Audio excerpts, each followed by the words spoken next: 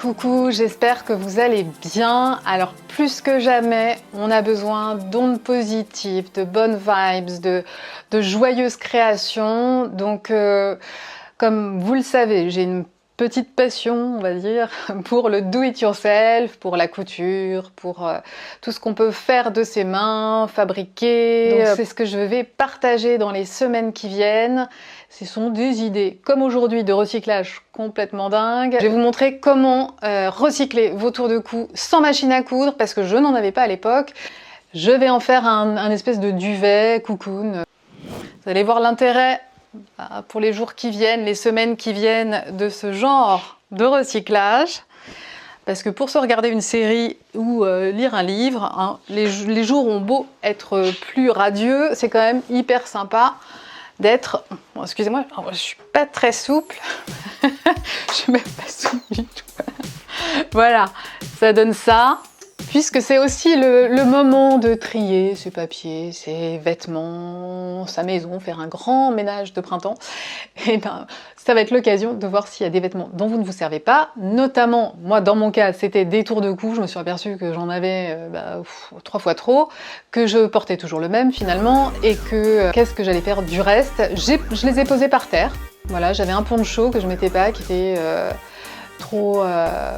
Pas bien coupé pour moi, très joli, mais pas bien coupé pour moi, je me sentais pas à l'aise dedans, donc je le portais pas. J'avais 2-3 tours de cou que j'avais tricoté moi-même, que j'avais acheté, que je ne portais pas non plus. Donc je me suis dit, mais qu'est-ce que je vais en faire? Et comme j'aime bien ce qui est un peu cocoon, un peu confortable, et bien voilà. C'est la solution que j'ai trouvée. J'ai imaginé un truc un peu bizarre, mais voilà, je me suis dit, mais je vais en faire. Je vais en faire un espèce de duvet.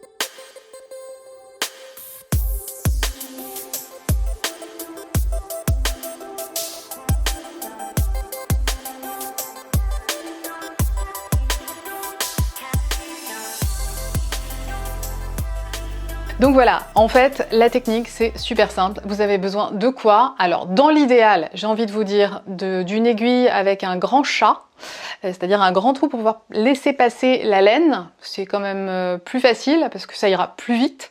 Si vous n'avez pas de pelote ou d'aiguille comme ça à la maison, vous pouvez aussi le faire avec une aiguille et du fil. Je ne parle même pas aux couturières qui évidemment peuvent procéder d'une manière, on va dire, un peu moins improvisée et un peu plus propre, pour faire un travail un peu plus propre.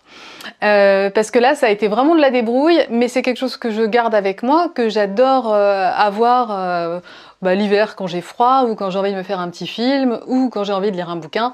Je trouve ça hyper bien, cette espèce de duvet, et en plus du coup voilà, ça fait une deuxième vie pour mes petits tours de cou qui finalement dormaient dans mon placard, donc je suis ravie. En gros, j'ai relié simplement chaque tour de cou. Alors les premiers faisaient à peu près la même taille, donc c'était assez simple. Je les ai reliés en passant avec mon fil, ma laine et mon aiguille d'un côté puis de l'autre, en passant entre les mailles, juste comme ça pour relier, mais la manière la plus simplissime possible, vraiment. Vraiment, je me suis pas cassé la tête, c'était vraiment... je l'ai fait comme ça et ça tient bien, donc ça c'est super.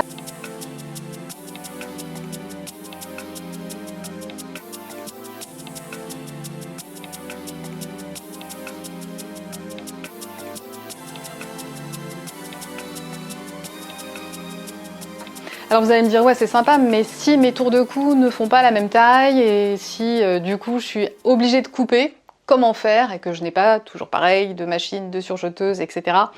Et ben c'est simple, c'est simple. Ce que j'ai fait, c'est que je me suis dit, voilà, là je vais m'arrêter là pour la longueur, parce que c'est là que ça doit s'arrêter. J'ai fait exactement la même chose que pour relier un tour de cou à un autre, c'est-à-dire que je suis passée d'un côté puis de l'autre, entre chaque maille, juste histoire de protéger en fait mon tricot, enfin mon tour de cou acheté dans le commerce.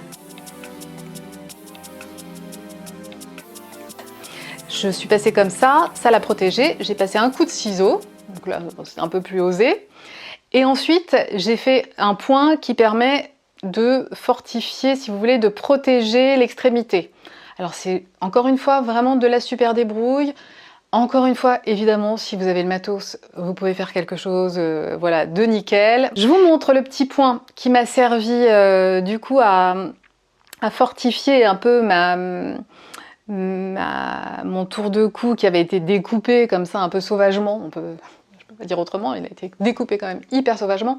Je suis désolée, je n'avais pas filmé, après la découpe sauvage, je n'ai pas filmé le point que j'ai fait, donc je vous le montre comme ça sur un autre tissu.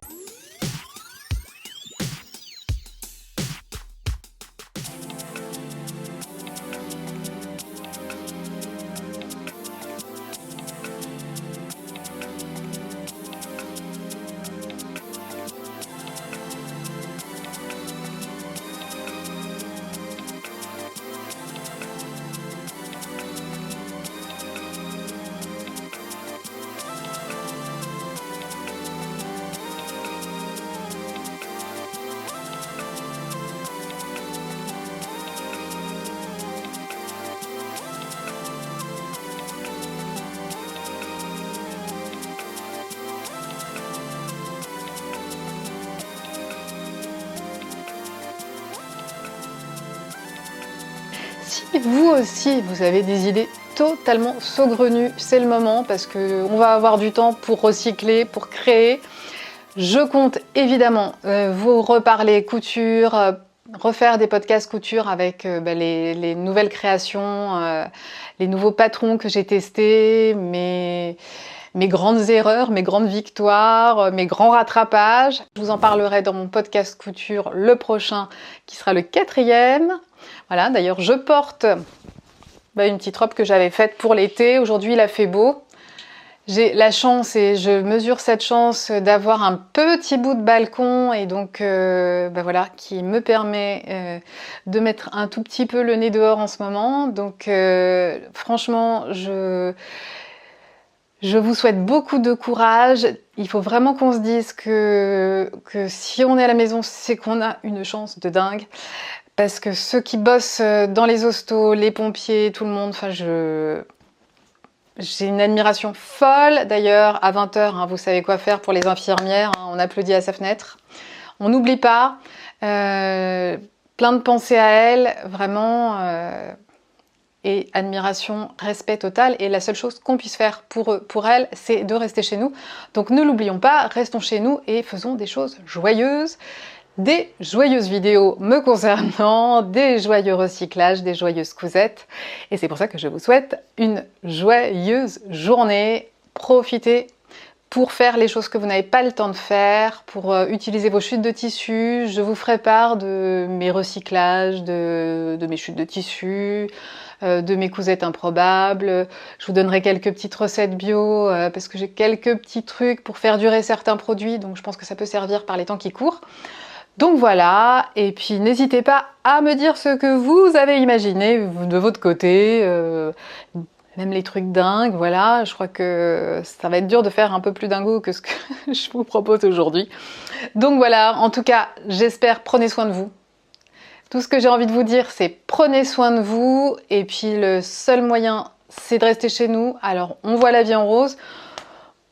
On se concentre sur le positif, on crée du positif, c'est ce que je me suis mis sur Instagram comme petit défi personnel, c'est voilà, de créer du positif, de le partager, parce que ça fait du bien, tout simplement, et puis que c'est pas la mer à boire de rester chez nous. Alors, bon courage, bonne création, bonne cousette pour celles qui peuvent le faire, je vous embrasse très fort, et puis prenez soin de vous, et à très vite, parce que je vais plus vous laisser un mois sans nouvelles, c'est promis, juré, craché.